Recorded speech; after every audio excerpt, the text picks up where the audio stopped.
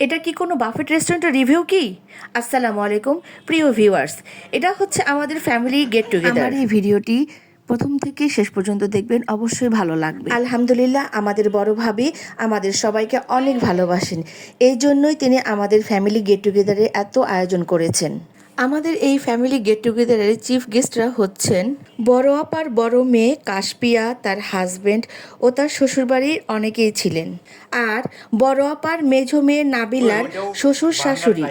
সবাই বিভিন্ন ধরনের টপিকস নিয়ে আলোচনা করছে, পুরুষেরা এক টপিকস, মহিলারা এক টপিকস নিয়ে।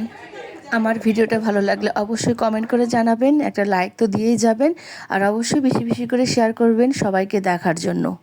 আর সবাই আমাকে ভালোবাসা দিয়ে আমার পাশেই থাকবেন। আমাদের এই গেট টুগেদারটা হচ্ছে কোনো রেস্টুরেন্টে না, আমাদের সবার প্রিয় বড় ভাবির বাসায়। ভাবি আমাদের ভালোবাসা দিয়ে ফ্রুটস ওয়েলকাম ড্রিঙ্কস তৈরি করেছেন এখানে। আমাদের বড় ভাবি কিন্তু খুব সুন্দর রান্না করতে পারেন, অনেক মজার মজার রান্না করেছেন, আর খাবারগুলো খুব সুন্দরভাবে পরিবেশন করেছেন। আর খাবারগুলো উনি গরম করে নিচ্ছেন এখন। আমাদের বড় ভাবি কত প্রকার, কত যে রকমের খাবারের আইটেম করেছেন উনি। আর এদিক দিয়ে খাবারগুলো পরিবেশন করা হচ্ছে বুফে স্টাইলে। বলেছিলাম না, এটা কোনো বাফেট রেস্টুরেন্টের রিভিউ কি? না, এটা আমাদের সবার প্রিয় ভাবির বাসায় ওনার খাবারের আয়োজন মাত্র।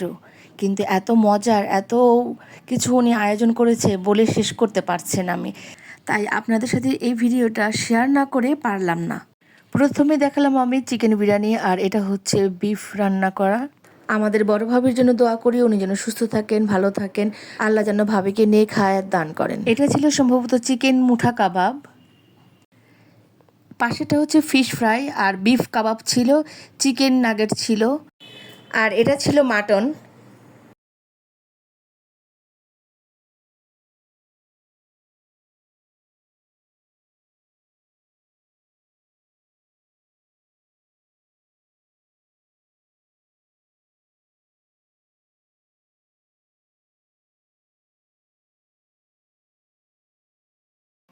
এটা ছিল চাইনিজ ভেজিটেবল। আর প্রত্যেকটা খাবার কিন্তু টেস্ট অনেক মজার ছিল। এটা ছিল গলদা চিংড়ি।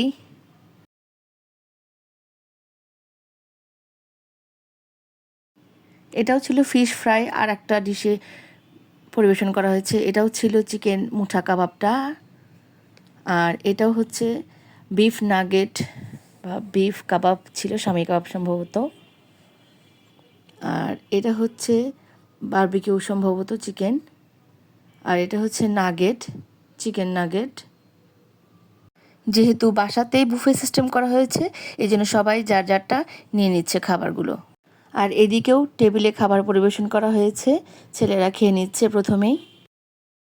আমার ভিডিওটা ভালো লাগলে কিন্তু অবশ্যই আমাকে কমেন্ট করে জানাবেন, আর যদি ভালো নাও লাগে তাহলেও আমাকে কমেন্ট করে জানাবেন আমার কোথায় ভুলটা হয়েছে, তাহলে আমি সেই জায়গাটা সংশোধন করে নেওয়ার চেষ্টা করব ইনশাল্লাহ।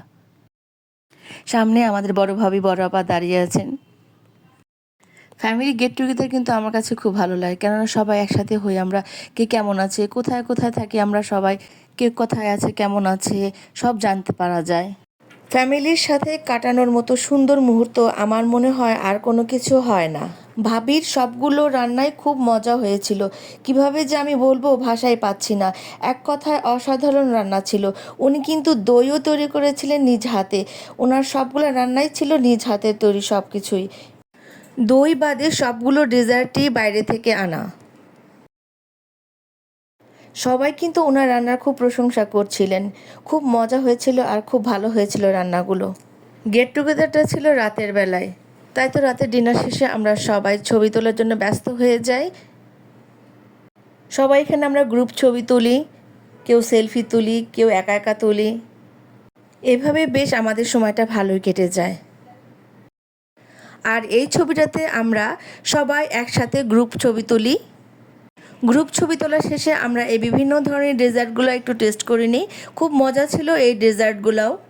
ডেজার্টগুলোর মধ্যে ছিল cheese cake, balushahi, strawberry cake, payesh, baklava, দুধ সেমাই, ভ্যানিলা পেস্ট্রি, আইসক্রিম ছিল ছোটো ছোটো, পুডিংও ছিল।